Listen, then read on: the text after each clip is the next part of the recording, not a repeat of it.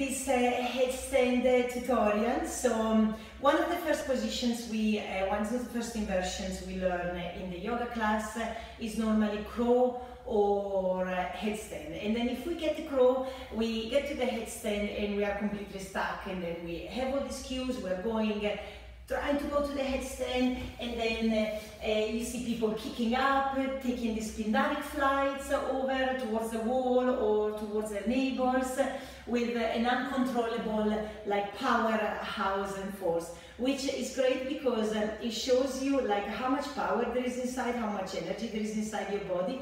But it's not so great because headstand, you're really, tripod and headstand are the two inversions where we want to be quite careful because there is so much weight put in on our neck. So if I give you like just an example, like if you think there are like 7 vertebrae like on my neck, right, and I want to place all this body weight, which is like 62 kilos and a half, on this like a really tiny part of my neck. It's almost unthinkable, and it should be unthinkable because in reality you don't want to place all this weight of this gigantic body of mine. I don't want to place it all on the head or on the neck because obviously the weight, what does it happen? It compresses, so it will compress the disc, it will compress, and sometimes people are like, oh, I did a headstand, didn't feel so good, and you know my neck, I had neck problem. So in order to avoid all of that,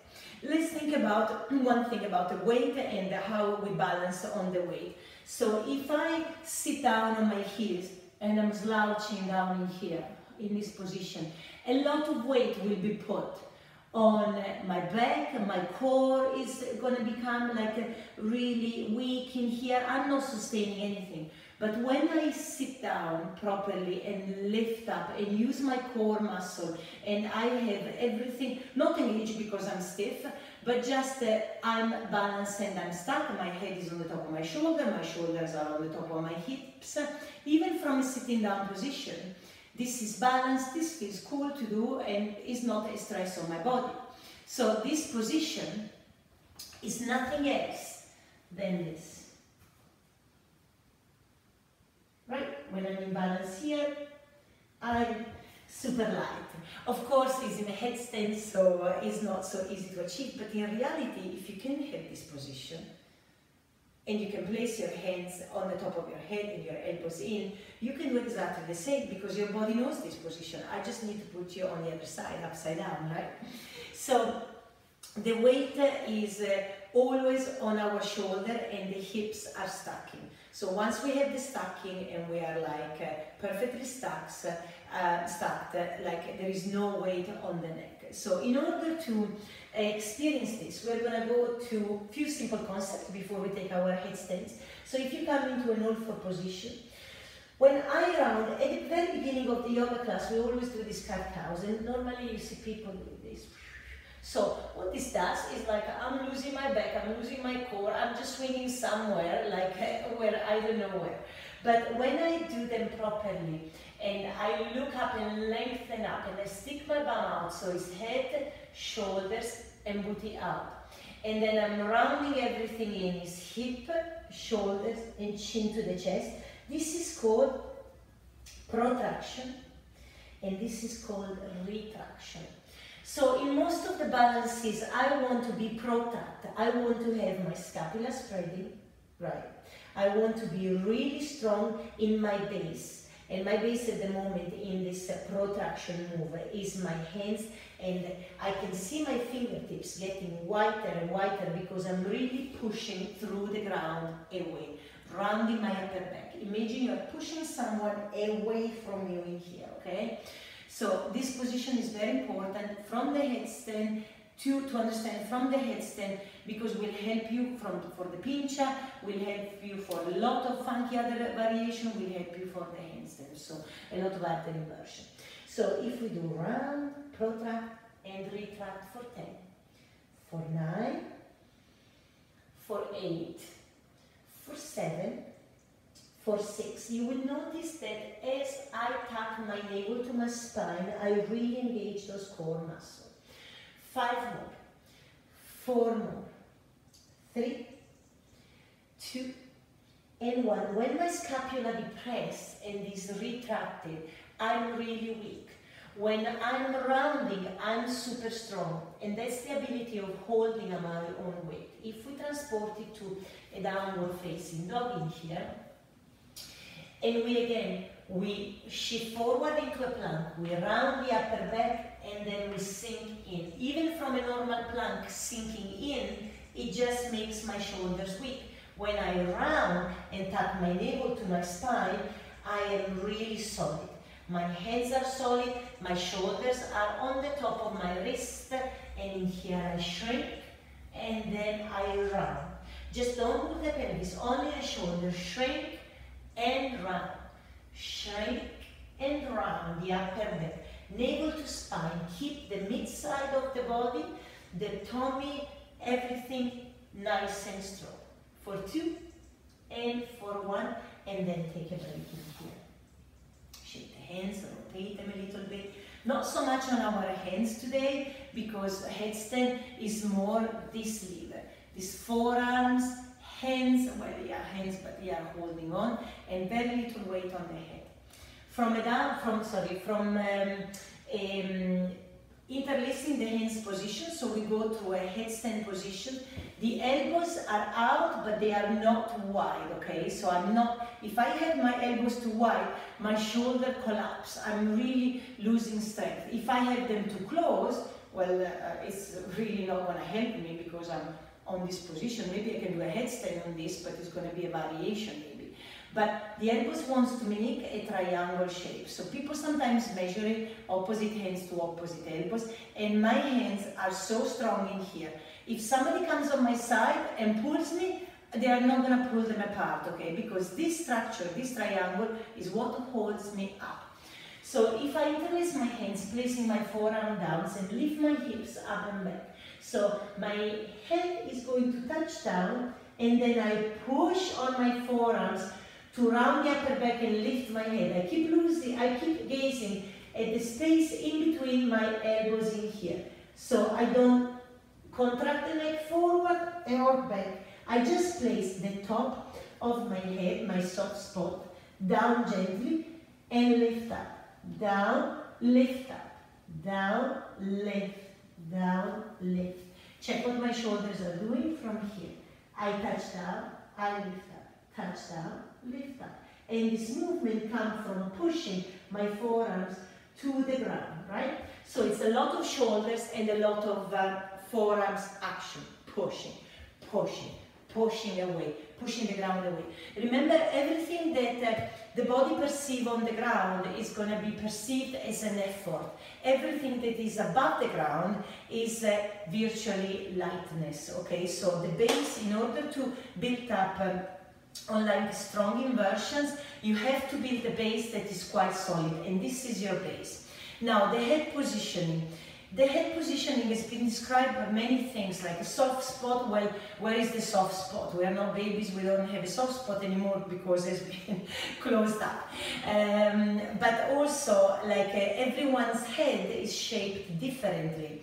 So ideally, you want to keep your head in a position where it's neutral. The neck is nice and long. I'm not on my forehead, so my chin doesn't tuck under, so I'm not cracking this way. And I'm not on my forehead. Imagine this is the ground, so my chin is so high that I'm compressing this way. So my neck should be always nice and long. Imagine if you were wearing a tiara on your head, like this is where you would wear your tiara. The neck is longer, and you can also press like a palm on the top of your head and find where there is almost like a little base in here on the top of your head. It's not going to be here, it's not going to be back. It's going to be just on the top, and this is the position where you place your head here. So from here, we interlace the hands, elbows are not too wide, not too close to one another, but my shoulder is on the top of my elbow, okay? It's not forward, it's not too back. My tiara position is here, and I'm going to walk my knees towards my feet, towards myself. I have no flexibility I'm here, okay? I have a lot of flexibility, my legs are extended. Doesn't matter more or less flexibility. So, first thing we're going to do is we're going to bring the right knee to the chest, left knee to the chest. And then we switch. Right knee to the chest, left leg slightly extend. Then left knee to the chest, and then we switch. Because normally in a yoga class, what happens? Bring the right knee to the chest, and this was it. Bring the left leg up, left knee to the chest is not up there, the chest is down here. And in here is where I take off to go up in my headstand, okay? So, we will take it from like the wall, because also the wall can help you massively in this one. And in here we can place the feet against the wall, okay? I have my knees down, sole of the feet against the wall. I interlace my hands are nice and strong. My soft spot tiara position is there, and I lift up. I bring one foot on the wall, and then I keep walking in here. I can bring the left leg up, or I can extend the leg that is on the wall. Either way, I'm safe, because I can walk down on the wall. If I feel there is too much pressure on my neck, I press down the forearm, okay? So in this position, with the sole of the feet against the wall, you should be able also, when you lift one leg up, or the other one up, you should be able to change, and you should be able to lift the head, okay? Just to check the situation, if you lift the head, you will feel immensely how much power your arm and how much they are working. So, in here, we can place the feet on the wall, keep walking the wall, maybe one knee bend and stay on the wall, the other one leg extend, maybe the other knee bends and the other leg extend, okay? So if you want to walk on the wall, you can walk in stages on the wall. Obviously, when you're not facing the wall, it's massively more scary, but in here you can walk up, you can walk down at your own pace, and it's like you don't have to do anything, right? You don't have to come all the way up.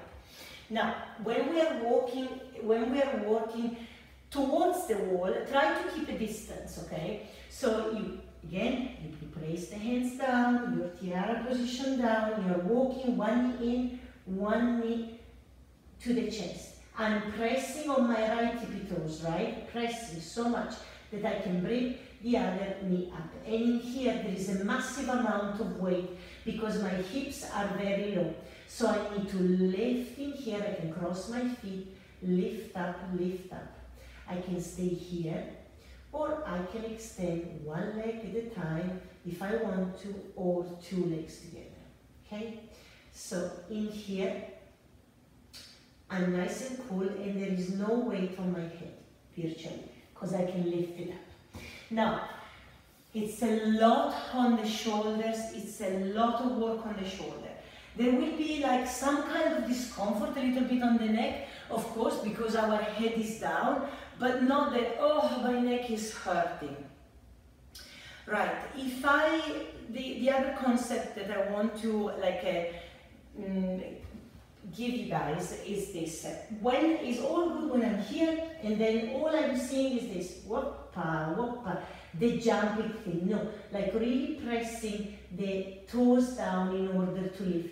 Toes and feet have to be engaged. My toes are pointing, pointing, pointing, and they are pointing in the direction where they are going. They are going towards the ceiling or the sky. When they come down, they point towards my bum, and then the knees to the chest, and they point to the ground, the direction that they are going. Please, no flex feet, point the feet, because it will keep your legs engaged and your body way more engaged. So, in this headstand, the other concept is the hips. The hips are massively heavy. Why?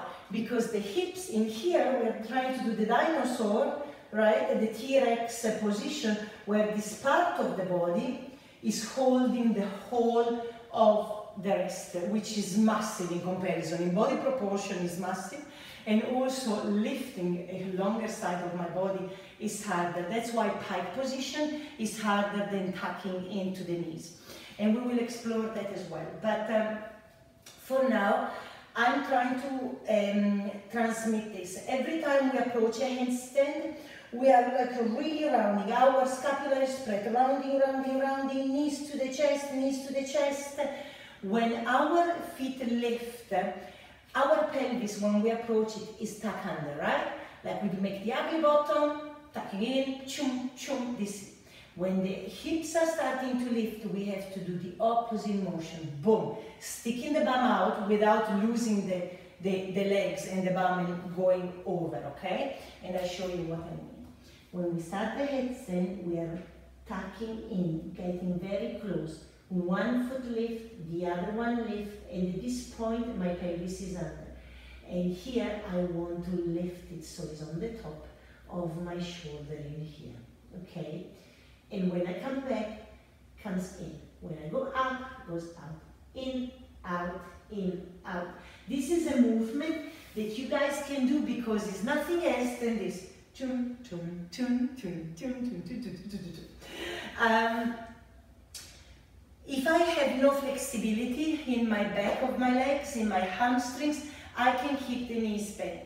But normally it will happen to you guys that when you're here, one knee to the chest, the other one, yeah, this one is to the chest, the other one to the chest, this one goes up, and people are doing this. None of this. Knees to the chest means, if you are a woman, knees to the boobs. If you are a man, knees to the pecs. Think about boobs and pecs, boobs and pecs. So then, you know the chest is not somewhere up there. If you have great flexibility, because some people are very flexible and they are losing the back and the core, approaching the headstand, tiptoeing, lifting one leg, pushing still on the other toes. Two ways. The legs can come up straight, and visually maybe they are not straight, but in my mind they are straight. Or I can bend one leg, this left foot is pointing to the direction where it goes towards my head. Keep coming, keep coming, keep coming in here, and then from here I straighten up. Okay. So if I have great flexibility, you're right. But sometimes with great flexibility, it comes weakness in the core and not the ability to sustain and to hold the headstand.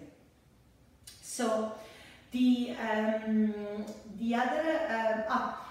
version I wanted to show, I got my notes because I always imagine this knee is glued to your chest. You keep pushing the other one, and then the other foot comes up. You don't have to come even on the way up. You can stay here. And then in here, so your legs become basically like a seesaw in here. Your base has to be solid, your arms, your pushing, your shoulders, your scapula, your protraction has to be spot on. And then after you find your balance, like the variation are so many. You can take opposite hands to opposite elbows, the head can be down, and in here you can come up to your headstand. With time, you will become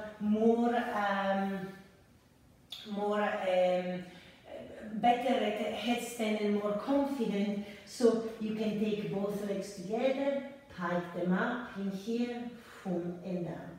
So for this pike, I need to really walk so much, like my feet are taking off, at the same time I'm pressing my forearms down, like I mean it, and I lift. And I need to be able to control it from my core. Vroom is a movement that goes in synchronized with pressing the forearms down, rounding the upper back, and going for it, lifting those legs out. Or another idea of progression is the zombie press, where we can take the our sliding mat, our sliding tea towel, okay, for the legs to slide. I place again, I come laying all the weight on the ground. This time, my hands have to be Interlace together, elbows are down, forehead is down, my head is coming down. I bring the knees to the chest and then bring them back. If I can keep the legs extended, great. If I can have to bring the knees to the chest back, okay. So I do this few times, 5, back. It's a lot of core because you are bringing those knees to the chest and there's a lot of effort in here for your core. But it's good exercise. 3, 2, 1, and I show you for what? For the takeoff of the pike from a zombie press. Okay? So, as many as you can do of these exercises, you can do them from a plank position here. You can do them with one leg, switching. You can do them with the other one, switching. Like as many exercises you can do with like those knees coming to the chest in a mechanical way, the better you will become into zombie pressing. All the paper flying. I put some notes because I don't want to miss anything in these headstands. So what else did I put on the headstands in here? We did the knee to chest. Oh, perfect. Anything else? Aha. So the headstand going into Pincha Mayurasana.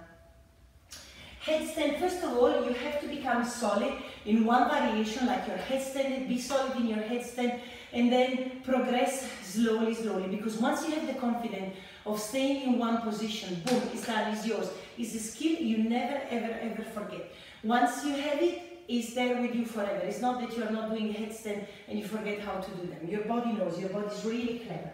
So, to recap, if I want to use the wall, sole of the feet on the wall, forearms down, hands are really solid. Now, every time I place my hands that are holding my head, that tiara, that soft spot is on the ground, the interlace of my hands in here, but it could be also here, right? So you have to see the hand positioning, what's best for your head. Sometimes the hands can be down here, but then I find that one at the beginning, to learn with that one is less solid than having the hands into a fist, because this brings you, is a reminder for you to really engage the strength, while this one is a little bit, you know, save it for when you are like really good at headstand and you want to do some funky variations.